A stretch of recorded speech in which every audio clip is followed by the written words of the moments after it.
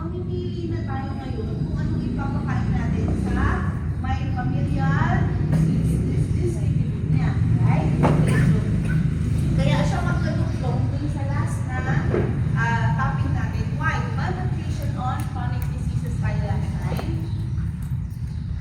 So, this is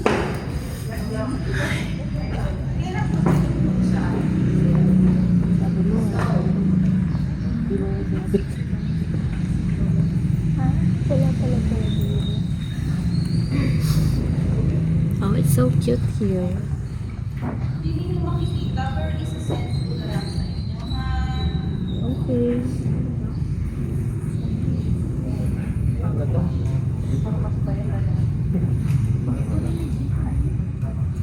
Pagod ka na?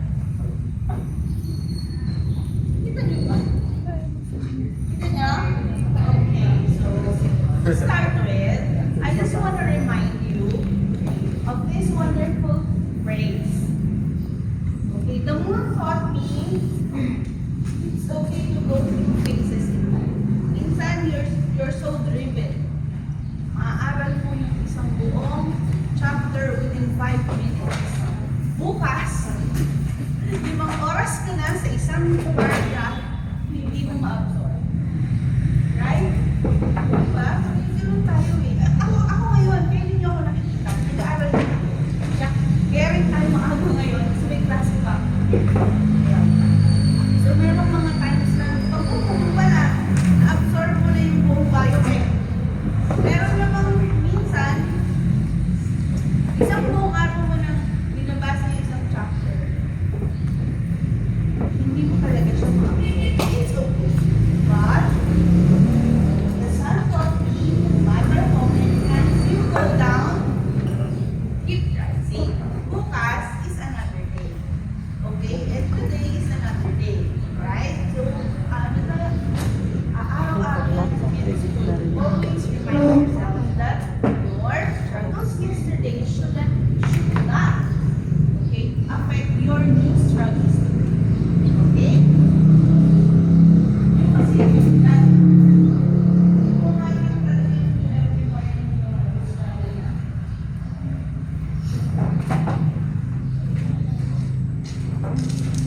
So, i-attend natin mag-set up ng bagay. For today, we will make biochemical structures and nutritional concepts of meat. Okay? So, vitamin B and vitamin A, ganyan-ganyan. Saan ba siya pumapasok? Malakita na natin sila sa mga enzymes, cofactors, sa iba't ibang processes ng ating katawan, right?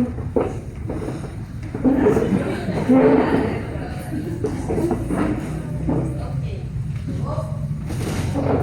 Today, we will be talking about, of course, this is a review, define, identify the classes of nutrients, carbohydrates, yung function niya, alam niyo na ito, proteins, kung paano siya metabolize, kailangan lang natin i-identify ngayon kung ano yung mga specific na enzymes.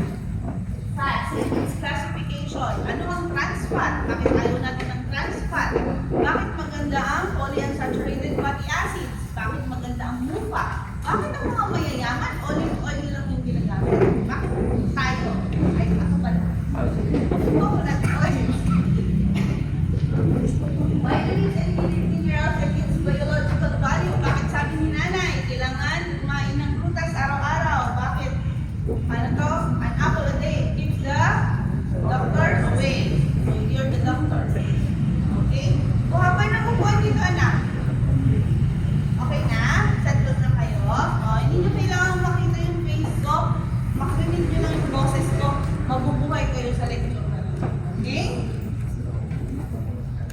Okay, so again, the macronutrients are the, ulit-ulit tayo, carbohydrates, fats, and proteins. And what is the main energy provider? Your carbohydrates, right? That's why when clients or patients ask us if it's okay to go on a low-carb diet, what will we say? No, right? Hindi.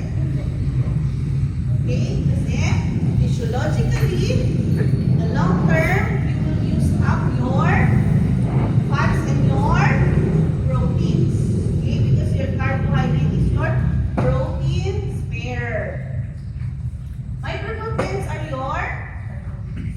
vitamins and minerals. Sasend ko to. Vitamins and minerals.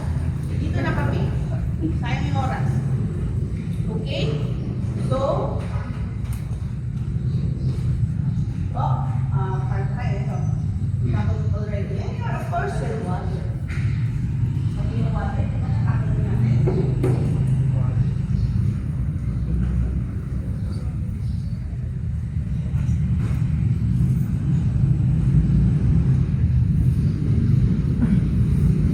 So, carbohydrates must first be broken down into a complex carbohydrate, okay, oligosaccharide, okay, into disaccharides, and then, ang absorbable lang natin ay as glucose siya. Only monosaccharide can pass in the bloodstream. This one.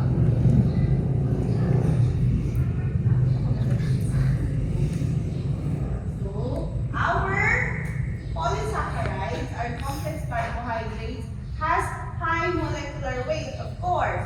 It's insoluble pa, soluble siya. However, dahil mahaba siya, hindi pa siya absorbable. Incorrect yung word na insoluble. Okay? It's tasteless. Di ba ang kanin, pag kanin nyo lang kinain, walang lasa. Kailangan natin ng lechon. Kailangan natin ng tapas. Even tinapay. Pero, sa Pilipinas, kanin tsaka pansit canton, kayang-kaya. Right? For our saccharides, or the sugars already, we have, they are low molecular weight, mas soluble sila, okay, mas absorbable, and sweet. Okay, ito na yung mga fructose, sucrose, table sugar, matamis ang gatas. Sino dito ang mga milk drinks? Matamis siya. As compared to, syempre ang reference sa ating mga anak, pure water. Ha? So, ito lang siya.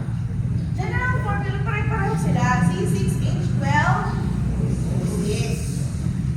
So, the X, okay, is the number of your carbon chain. So, mas madaming carbohydrates, mas mahaba ang sugar mo, mas complex siya. Yun lang po. Okay? So, yung example sa makikita niyo dito. Bibigay ko sa inyo to.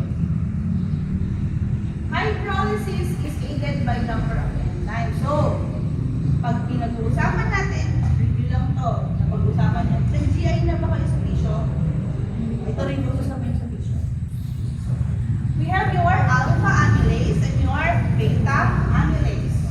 The alpha amylase attacks all free storage polysaccharide at random. Yung alpha 1,4 glycosidic bond. Alpha 1,4 glycosidic bond. Yun yung hinahydrolyze. Si beta amylase naman, one by one from non-reducing end of the chain. Okay? So, may alpha tayo, so may beta chains. Tapos, kung maaalala ninyo, ang ating mga carbohydrates ay merong mga branches, lalo na yung ating mga fibers, right? So, meron din tayong debranching enzyme. So, this one cuts the main bonds. Si debranching enzyme, siya yung nagtatanggal ng mga branches.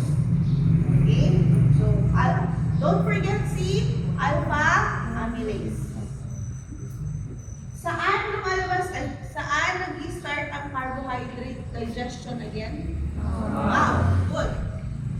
Makakalimutan yan ha. Kahit palud kayo, kahit paluntog kayo, okay, magkaroon ng head injury, huwag niyo makalimutan na sa bunganga, nag-uumpisa ang carbohydrate digestion. Question yan sa removals last year. Hindi nasagot. Huwag niyo papayagan, hindi nasagot. How about your proteins? Where does digestion start? And your fats? Fats? Okay. Meron tayong pero ang emulsification nangyayari saan? Small intestine. Small intestine.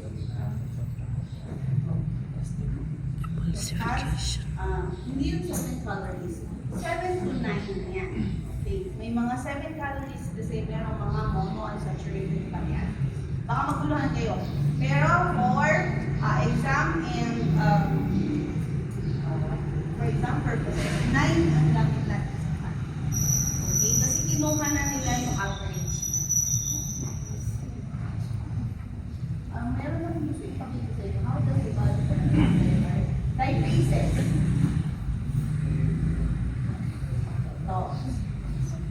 We have different kinds of fat available in the market. So, the saturated fat, the unsaturated fat, the monounsaturated fat, polyunsaturated fat, and the trans fat. So, saturated, unsaturated, MUFA, and your trans fat. So, as you can see, the saturated fats are not all bad. Lagi na lang sinasabi, pumili ka, yung PUFA, polyunsaturated. This PUFA is the oil present in our fish oils. Okay. Ito yung kailangan natin sa brain development ng ating mga bata. Dok, ngayon, kung mag-PUFA po ako, mamayarinate pa po ba ng maayos yung brain ko?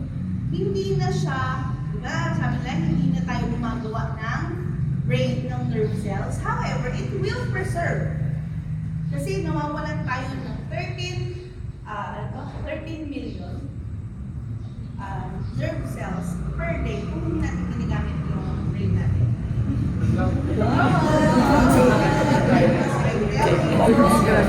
Kaya pala.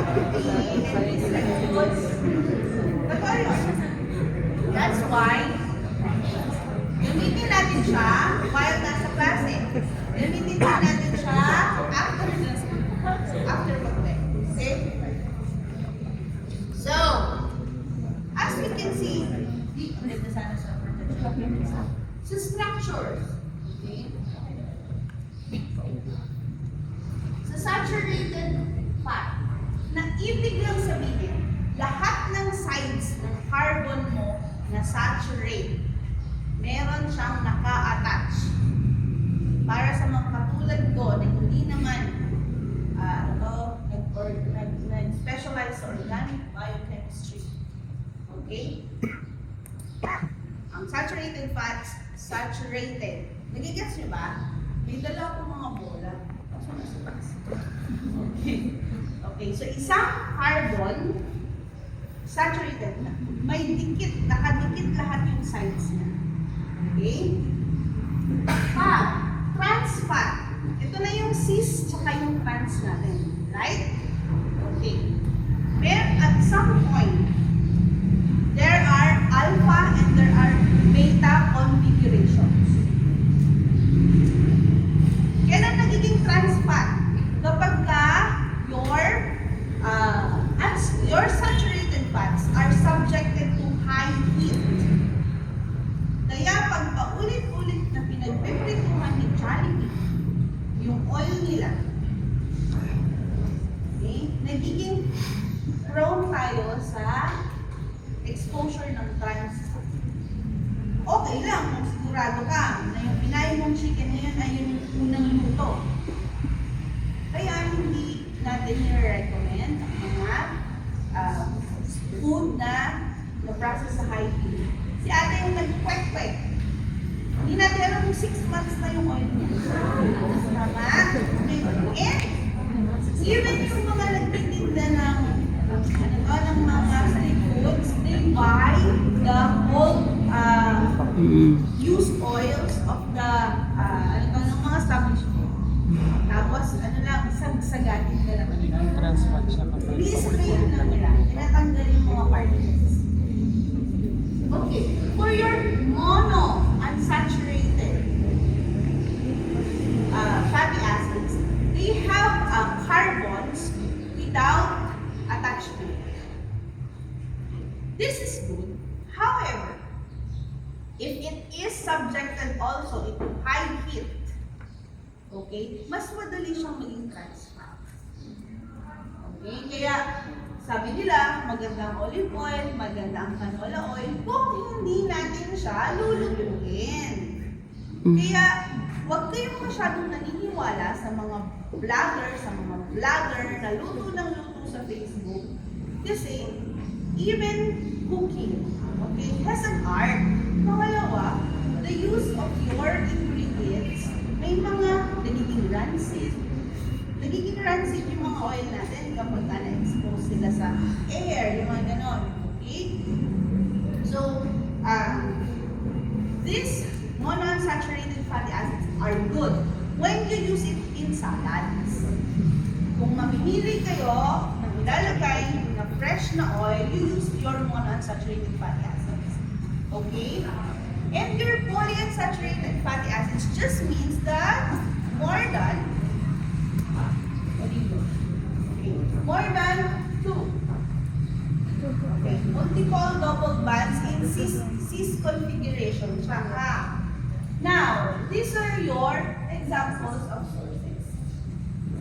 May I remind you, when you eat beef, you don't just eat protein. Okay? The way that social media and other influencers look at our raw and full foods right now, parang sila yung parang ito ngayon yung mga nakakasama sa katawan. Ano, okay. However, the more na galing sa scratch ang pagkain ninyo, mas healthy. Tandaan nyo yun mas madaling mapanis ang pagkain, mas healthy siya. Ibig sabihin, wala siyang preservatives. Trinayan nyo na bang maglagay ng McDonald's sa tabletop ng bahay ninyo? 4 na araw na, hindi pa siya panis. Yung adobo ni nanay, magdamag lang panis na. Tama? Okay? So, butter, saturated fat, coconut oil. I use this. Sabi nila, pinakamaganda ang canola oil for heart diseases. However, kung magluluto ka, ang pinakamataas, ano to? Ang high, wait lang, sorry. May point ng heat. Kasi si Marla, tatanong nga ako, anak, ano din tawag? Set point? Ayun.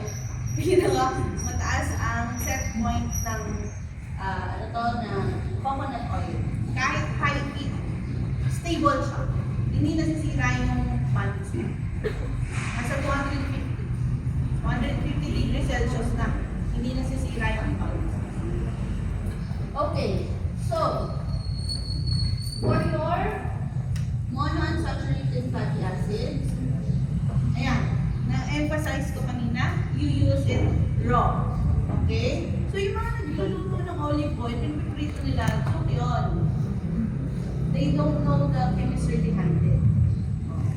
Your upa. Corn oil. Meron siyang health impact. Usually, lahat sila, they claim to, increase si saturated fat. It increases risk for heart diseases. Bakit? Siya yung nagde-deposit. Naalala ninyo yung garbage truck natin dati sa atherosclerosis? Si saturated fat ang dinideposit nila. Okay? Increase risk. Makikita nyo, si trans, saka si saturated, increased risk of heart disease. Yun na yung gusto kong maiuwi ninyo sa mga mantika na ito ngayong araw. Okay?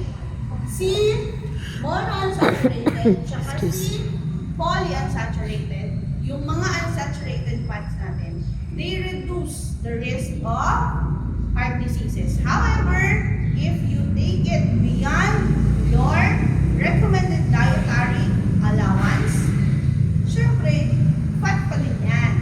It will make you develop excess weight to metabolic syndrome.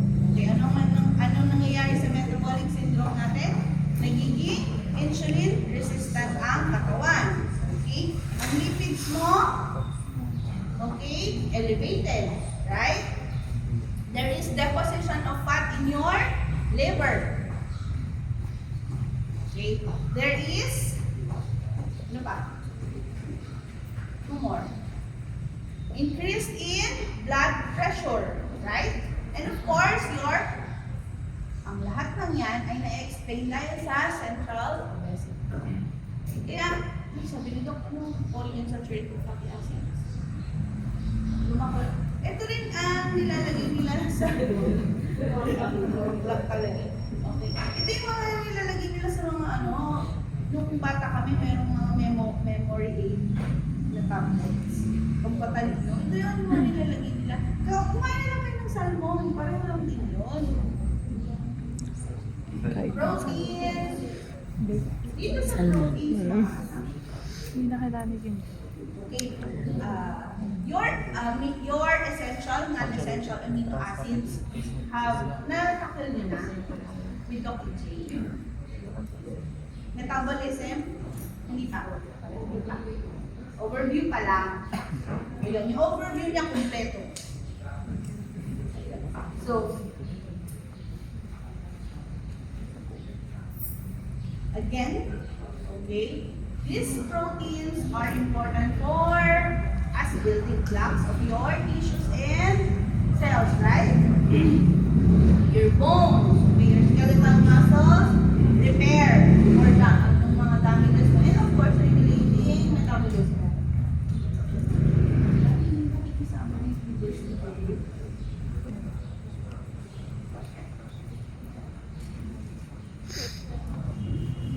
Okay.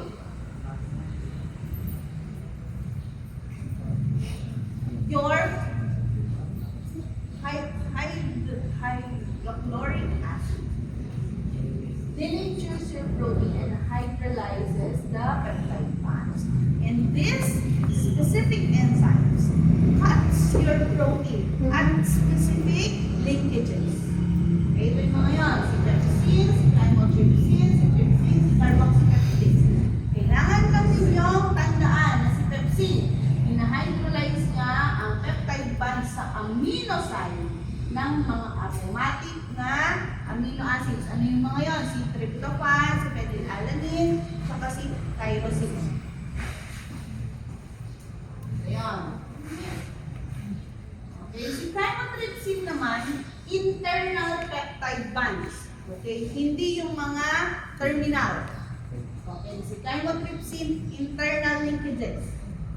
At the same amino acid as yung pepsin.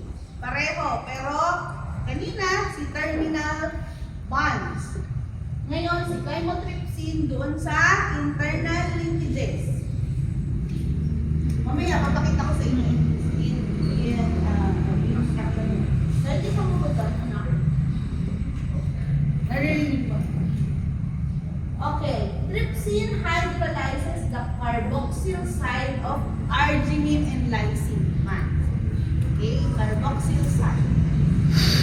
And your carboxypeptidases hydrolyzes amino acids one by one from the C-terminal end of the protein. Okay, so ito siya.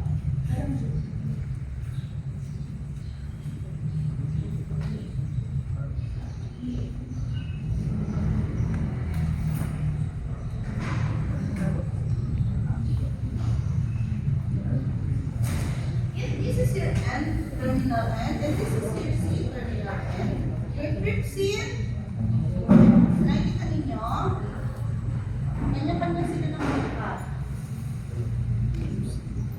Your chymotrypsin, carboxypeptidases. So, with these four enzymes, your whole protein is already dissolved into individual amino acids. Sa tiyan pa lang. Okay, sa tiyan pa lang. Ito. Now, dito yung mas detailed natin yun. Vitamins natin. Don't forget your amylases. Don't forget your proteases. Okay? Your trypsin, trypsin, and carboxyl, other things.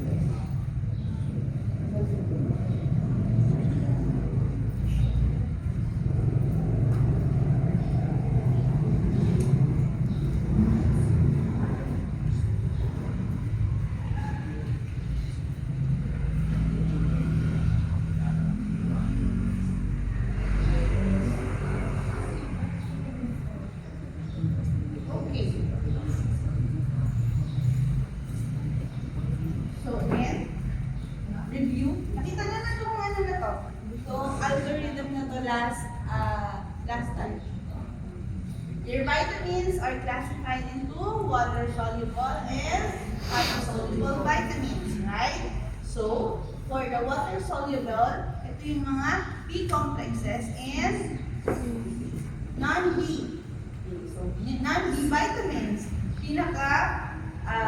sikat si glutathione and vitamin C. Vitamin C as antioxidant. So, si B complex, they are classified into three. Either they are energy releasing. Okay, ito yung mga nakikita natin sa TCA cycle, glycolysis, sila yung ating mga compounds. Hematopoietic. Okay, part sila ng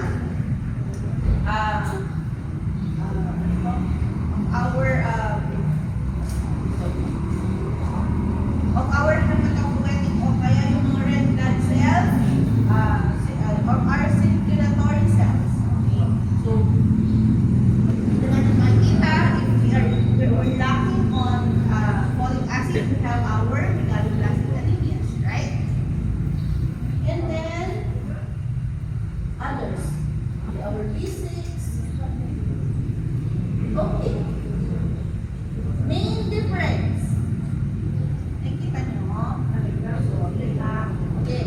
So, your fat-soluble vitamins again are hydrophobic. Okay, they form micelles to be absorbed. Your water-soluble vitamins, water. So, it's polar, right? It's readily absorbable. It is stored in the liver or adipose tissues. That's why your fat-soluble vitamins can be given once in every 6 months. Diba yung mga patak center natin sa vitamin A? Okay. So, no stable storage naman sa vitamin sa water-soluble vitamins. That's why, even if you drink or consume 2,000 milligrams of vitamin C, iiihi mo lang yan. Okay? Kasi your body will just get what it needs for the day and then itatapon na. Okay? Even your B complexes, sige, yung mga retinol natin, retinol added pala. Okay, fat-soluble siya. Yung mga B vitamins natin, meron isang soft drinks na nag-claim na parang vitamins. Ilalan ito. Hindi, si Royal. Diba? Hindi na kayo nanonood ng commercial. Ayun. Fortified siya ng B vitamins. Energy releasing vitamins. Kaya, ginagamit siya sa mga lagyan. Hindi niya na naabutan. Sabi siya sa may lagyan. Agas ko, Acha. Magtagyan mo siya. May commercial kayo ng sa practice yun. Mga mahihirap na community, nakakainom lang sila ng Royal Fruits. Dali niyo yung mga nanay niyo. Ngayon, mas pinortify daw nila. Tingnan mo yung sa likod niya. Na-try mo Kaya yun. sabi nila, list. Naabutan mo yan? Pero hindi ko siya inaano, ina-advertise. Example siya, kailangan example sa advertise. Okay. Going back. Transported in the blood by your lipoproteins. Diba?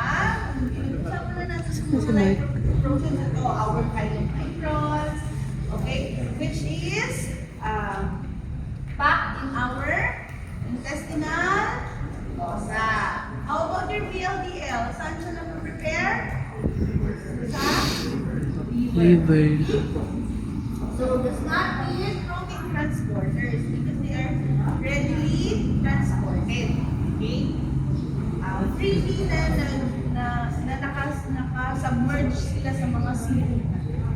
Okay, so less prone to deficiency si fat soluble. Dahil di ba nai-store siya? Okay? More prone to deficiency kasi daily natin siyang kailangan inumin tsaka kainin. Okay. Prone to toxicity. Ito naman. Kailangan ninyong take note that your fat-soluble vitamins are prone to toxicity. Have you read about that article or balita about this very pretty girl who got pregnant and yung teratogenic pala yung okay. So, nagkakaroon niya, ang ganda-ganda ni Mommy. Yes. Ganda-ganda ni Mommy. Paglawa si baby. Pangit talaga ng word nila sa word. Okay.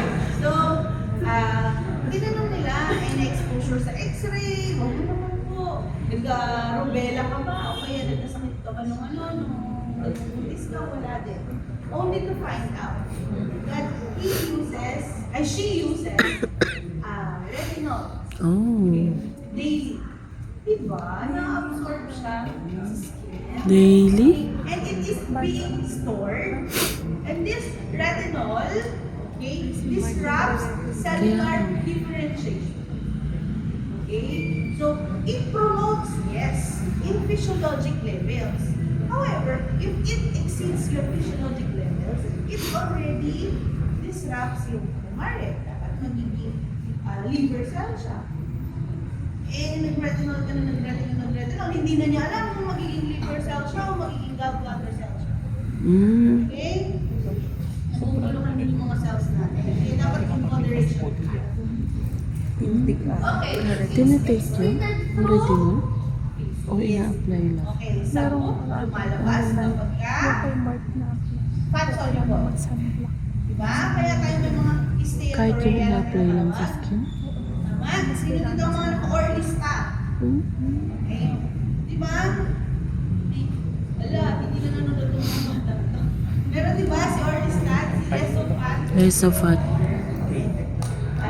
Lesofat. side effect ng mga yun is Yun diba? kumakain ka ng oil. Hindi na ako nanonood ng TV. Papayat ka dahil hindi mo na-absorb yung oil na kinain. Meron naman dito umihi na oily yung ihi. Wow!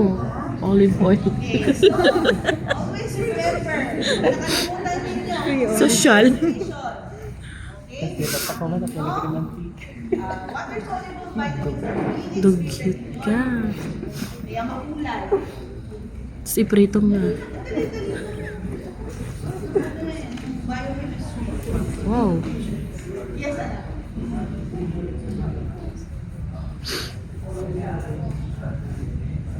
May kita ninyo, madulas siya, tas lumulutang siya. Kayo ba? Sine-check ninyo kung lumulutang siya o lumulutang. Nasulat mo yung exam hapon. Nag-ano kami ni Marla.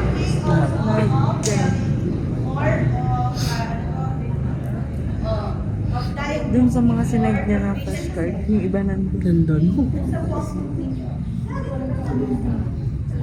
Tingnan ninyo, baka naman may ma-food na yung prosyesi ninyo, metabolically associated fatty liver disease.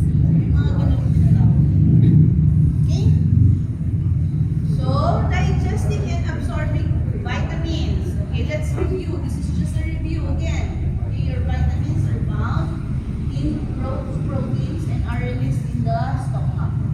In the small intestines, again, your fat-soluble vitamins are transported in the intestinal cell as part of your micelles. Diba? Micelles. Okay, and then, nagiging part siya ng ating chylomicrons. The water-soluble vitamins are absorbed directly or circulation to the portal vein. Hepatic vein. Okay. thiamine, B1. Ito yung ito kasi. Your thiamine, Magsaisip ako. ang importante dito, okay, it is a coenzyme. Yung thiamine pyrophosphate natin, yung thiamine 2-carboxylase at yung thiamine diphosphate is made up of your vitamin B1. And these are all cofactors. Okay? These are cofactors in energy release. Okay? Yung mga sakit na associated sa deficiency nila na tackle natin last time. Right? Very important. So, your thiamine has its active form of coenzyme. Kasi thiamine pyrophosphate. It's enough for you to know that these are the coenzymes formed by your B1. B1. Lahat ng may word na thiamine. B1. Okay? B1 The following thiamine. are coenzymes from vitamin B1 exam. Okay? Ibig ko mention nyo. Recommended daily allowance of thiamine depends on your caloric intake. Bakit ulit? Dahil bakit? Energy releasing siya, di ba? Mas madami kang kinain, mas kailangan natin ng B vitamins, tama? Kasi mas madami tayong calorie na i-break ka. Sorry, hindi ko na yung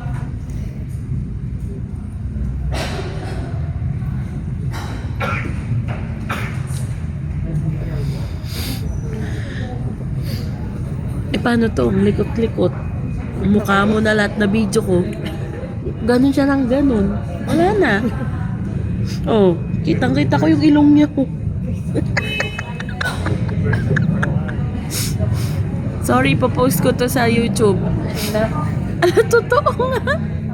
Si Benji nga, tsaka si Trisha nasa YouTube Subscribe. Mag-subscribe na kayo. Andun kayo. YouTube account ko. Ala, hindi, Dok. Biglang picture tayo sa syrup ng Google. Oo nga.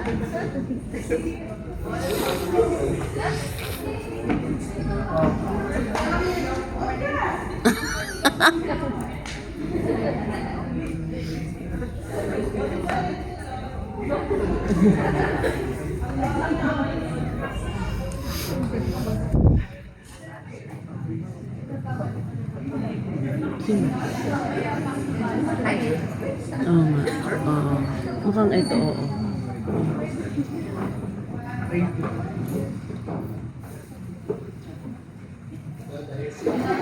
Wala issue. Yan. Dad.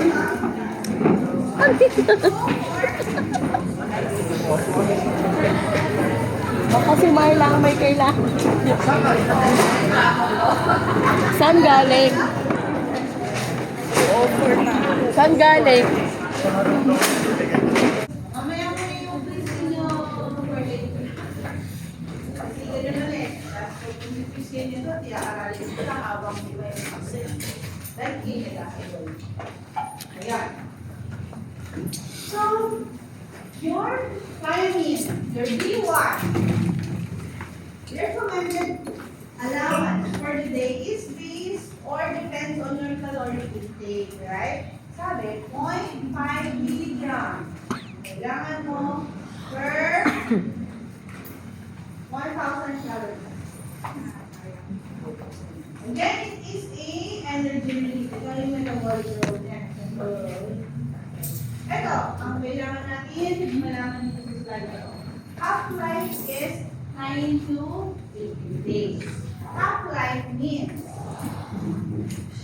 the degradation of your vitamin Karma na to. B1.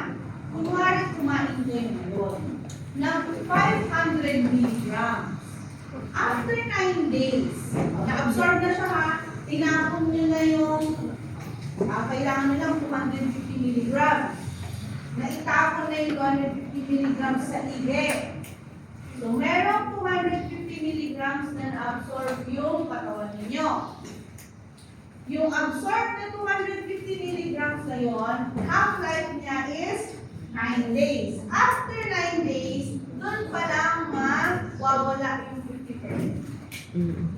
Okay, half-life of your B1. Then, after 9 days again, makakalahati ulit yung 125 milligrams. Ganun yung dissociation niya. Ganun yung degradation. Just like your drugs, when you go into pharmacology, when you take in your paracetamol, okay, hindi siya ready 500 milligrams ay mag-stay sa blood mo. Okay, may half-life yan. Every 4 hours, nangangalahati siya. That's why, for our antibiotics, right, we have to drink it every 8 hours. Kasi every 8 hours, may half-life siya. Yan na. So, for your coenzymes, in the decarboxylation of vitamin B, what to have? Sa decarboxylation ng pyruvate, alpha-ketoglutarate, and keto acids, kailangan natin siya. Okay? So, your thiamine triphosphate is used in your nerve tissue metabolism and conduction, your vitamin sheets. Your synthesis of your acetylcholine. Kaya ito yung laging, ito yung significant na ginagawa. Okay? Neurotransmitter release and synthesis. Regulates nerve impulse transmission. Kaya diba si Gloria Diaz ba yun? Yung neurobiome. Kapag kami tumutusok-tusok sa nerve, vitamin B, Complex. ito molecule, ito, pinakakita lang kung saan siya namin. Kung saan siya significant. Tatandaan ninyo yung tatlong co-factors natin sa inyo. Bibigay ko sa inyo. Okay, for our B2, it is consists of your heterocyclic, magkakaiba, cyclic, tatlong ring. Yan yung kailangan ninyong tandaan. Kasama siya sa flavin mono, tsaka flavin adenosine. Mamaya, 5. Flavin adenine pala. Flavin adenine dinucleotide, tsaka flavin mononucleotide. Okay, mono tsaka di. Ganyan ko lang siya tinatandaan.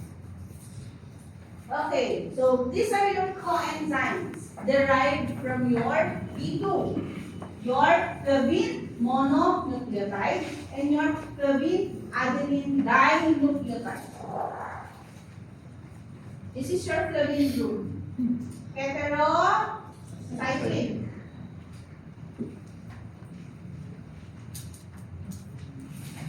Heat stable but decomposes in the presence of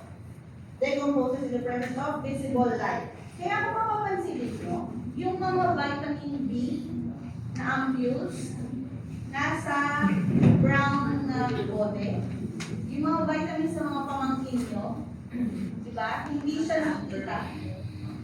Ano tawag mo sa bote na yun? Amber body. Amber.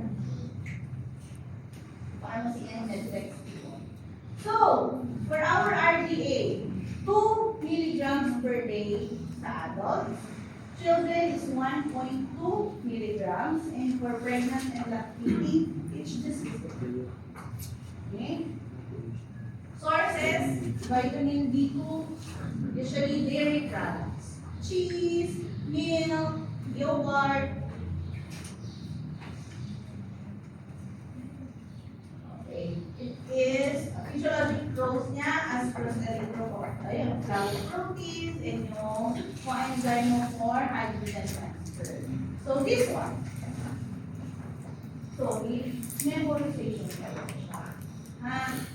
So for your pyruvate dehydrogenase, right? In the carbohydrate breakdown, succinate dehydrogenase, makikita niyo ito sa reverse.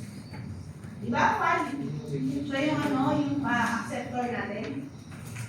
Glycerol triphosphate ito sa triglyceride synthesis. Sa fatty acid breakdown, yung acetyl-CoA dehydrogenase. Cofactor din siya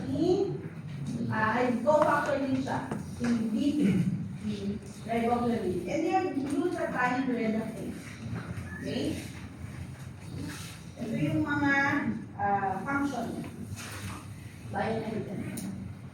So, double proteins.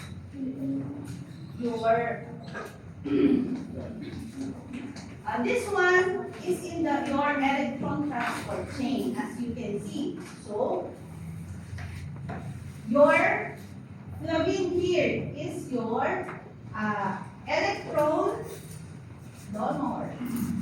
Okay? Sa kanya nang galing yung H plus ng NADH to NAD plus. Reactions where PAG is treated as coenzyme. Ito, kung makikita ninyo sa iba't ibang parts ng ating metabolic chains, it is present. Succinate ulit, saan yung nakikita to? Si fumarate, sa cycle. Okay? So, si glycerophosphate dehydrogenase also. Labis. Ito. Yun lang. Ang kailangan yung tandaan, si FMN at si FAD. Kung saan sila lang.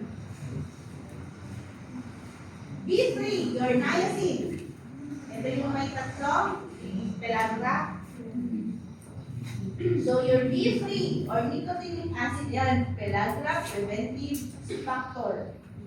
Your coenzyme forms are your, ito naman, NAD and NADP, NADH, saka NADPH. So, kay niacin. Saka, lahat ng flavin kanina kay B2.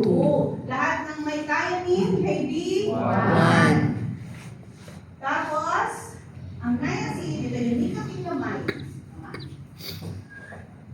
So, sources are readily, hindi tayo na-absorb or hindi readily available ang iron. However, tryptophan, your amino acid tryptophan, is converted into your NAD. Okay. 60 milligrams of tryptophan is equal to 1 milligram of niacin.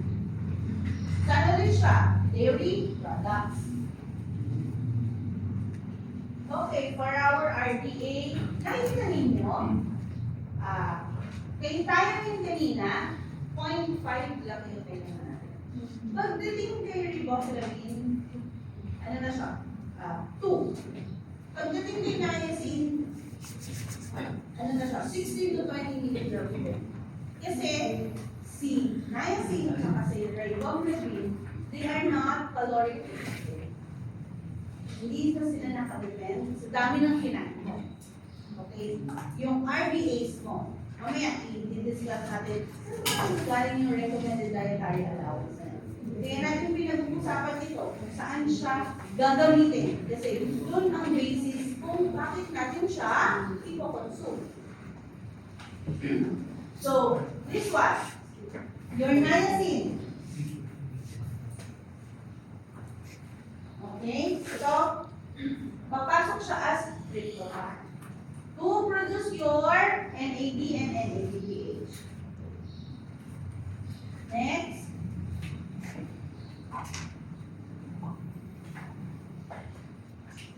Ito. So, examples of reaction utilizing your NAD and NADPH, your lactate to pyruvate, your malate to oxaloacetate in your crabs, your hydroxybutyrate to acetoacetate in your lipid metabolism, glucose to gluconate in your PPP, isocitrate to alpha-ketoglutarate in your PCA, right? So, pinapakita lang dito how important your niacin is. Sometimes it's not typically as vitamin. Although the body can make vitamin D3, it can be ito yung yung debate even nung college ko rin. Hindi daw siya vitamins kasi nga derived siya from amino acid. Okay. Kung ano man ang tawag sa kanya, since ginagamit siya sa cofactor, and your protein kasi is structural. Okay, kaya natin mo kinoconsider as vitamin. Diba? Pumasok siya sa katawan mo as structural amino acid. However, it works physiologically as your cofactor. B6. So, this amino acid is your pyridoxine. Okay, pyridoxal phosphate, pyridoxamine phosphate. Ito yung mga forms niya on, these are the biochemical forms. So, its function, precursor of pyridoxal phosphate and coenzyme for amino acid metabolism. Makikita ninyo ulit ito sa transaminations and biodegradation ng amino acids. Siya yung naglilipat ng nitrogen. Okay, deficiency, intake of isoniazid. We give this particular vitamins in our TB patients. Why? Because it disrupts yung isoniazid, disrupts the absorption of this particular vitamin. So, sources natin, food grain, legumes, kanin, poultry and fish, potato, and eggs. Your egg is your complete protein. So, for adults, 2.2. Nakita ninyo yung sinend ko ng PDRI kahapon? Sinilip. Yes. Hindi nyo naman pinag-memorize.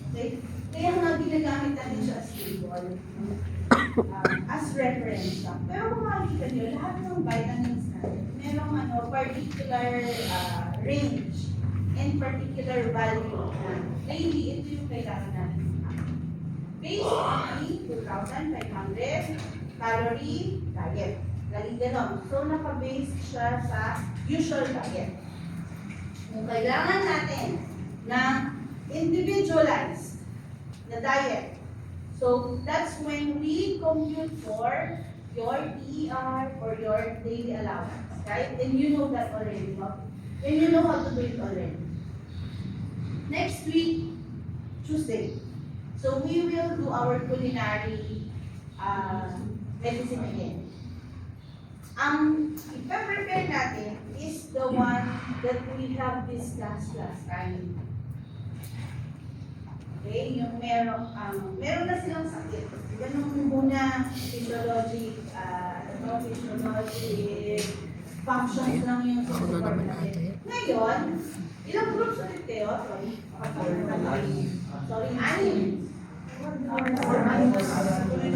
4 lang. Yung isang group mag-prepare for a patient with hypertension.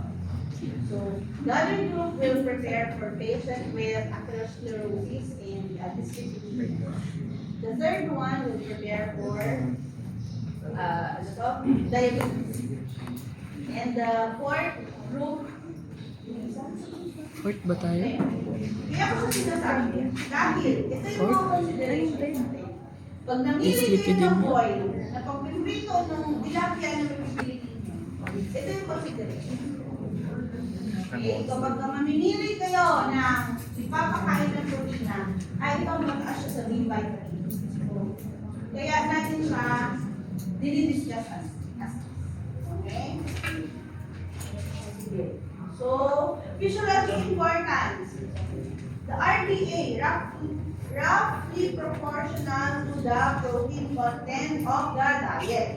See, B6, kung si thiamine kanina, naka-based siya sa caloric intake natin, si B6 naman naka-based sa protein intake. So, 0.2 milligrams per gram of your protein intake, 1.5 to 2 milligrams for normal adults, increase during pregnancy and physiological importance. Ayun, amino acid metabolism, you will encounter this again. Okay, ceramide, your ECM. And your neurotransmitters also. Synthesis of histamine, porphyrin, glycogen, Mamimit niyo ulit sila lagi. Si coenzyme in protein metabolism. Makikita mo niyo siya on the carboxylation, conversion of your 3-hydroxyquinurine to 3-hydroxyanthralinic acid. Conversion of your tryptophan to serotonin, B6. The amination, this one, the deamination and the transamination reaction of your amino acid. So, B6 siya. So, what B vitamin is basically needed in protein metabolism? B6. Okay? Yun yung mga special sa kanya. Ganito yung mga tinatanong din kapag B6. B6 saka B1 for example. Coenzyme in protein metabolism. Everything about B6 is protein metabolism. Okay, the conversion of your glycine to serine, the carboxylation of your alpha amino beta isoalic acid to delta amino,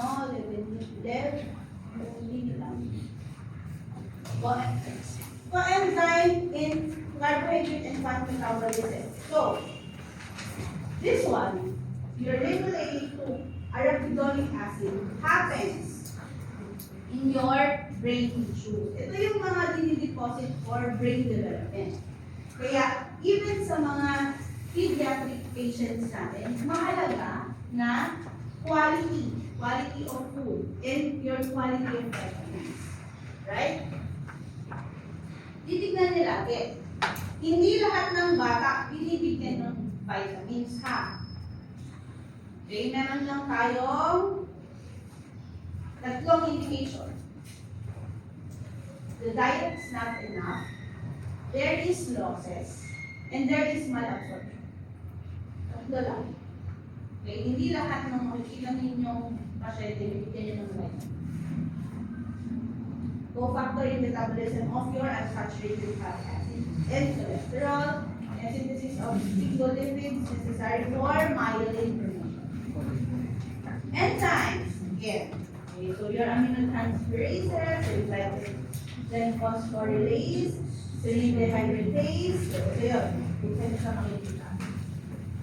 Sa amino acid, B6.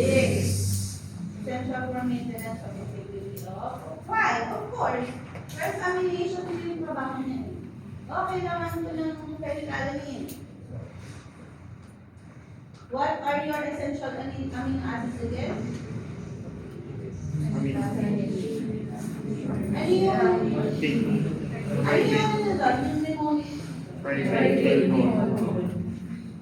Sine-check ko lang. Your pantothenic acid, component of your coenzyme A. So, in adults, 5 to 10 milligrams, children, yung RDAs na specific na values, hindi ko yan tatanungin. Kailangan nyo lang ma-familiarize na kapag ka infant at children, of course, mas mababa yung requirements nila as compared to your adults. Kung makikita na din kanina, yung relationship niya dun sa protein intake niyo. Familiarization tayo, ha? Okay, for your pantothenic acid, this is where you see them. So, pyruvate, the hydrogenase complex, pareho mo halos, di ba? Piling mo ito, di ba? Complex. Your thiolase and your thiopyramid. On your beta oxidation. Synthesis of thiol. Pantothenic acid as acetyl-CoA. Saan natin nakikita again si acetyl-CoA?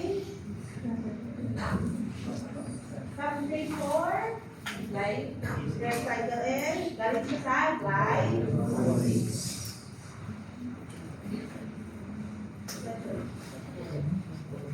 As succinyl-CoA, lahat ng nito-A, kasi co-inflammation. So, galing siya sa pantothenic acid. Don't forget that. Rare. Deficiency of pantothenic acid. Rare because, kaya may deficiency. Bakit? Wala nang tingnan rin, nakatulad ng zinc deficiency. Katulad ng vitamin D deficiency. Because it is widely spread in natural food. Okay? Ano siya? Ubiquitous siya. Makikita mo siya. Most symptoms are vague and mimic those of other vitamins. B7, anti-NY biotin. Widely distributed in natural food also, from synthesis of bacteria, long-term, So, dahil kailangan mo ng bacteria synthesis for this biotin, kapag after ng antibiotics natin, after 7 days of antibiotics, yan, long-term antibiotic treatment or excessive consumption of raw egg. Kundi yung avidin na meron sa raw egg, okay, binabind niya si biotin. Avidin. Kaya hindi natin, hindi natin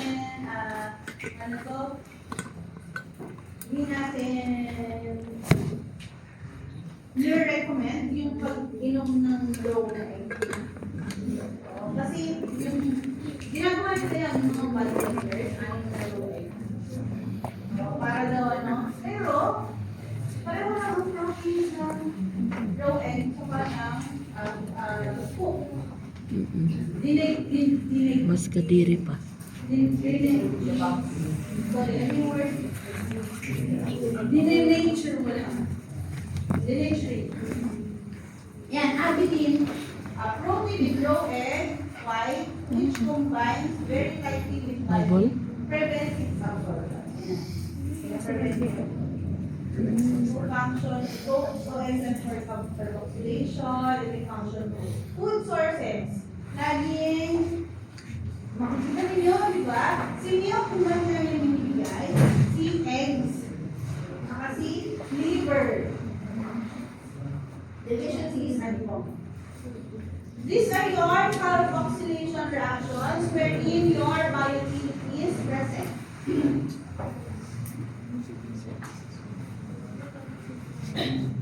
For your folic acid. Ibig sabihin, makikita niyo siya biologically into these forms, the dihydrofolate and your tetrahydrofolate. Once absorbed. Okay. So, the most reduced form, okay. Mas madami siyang hydrogen. Meron siyang naka-attach na methyl group. See? Ayan, methyl. Intermediate, methylene. Dito sila rin. Si tetrahydrofolate, kanina. Kapag may methyl na nakakabit,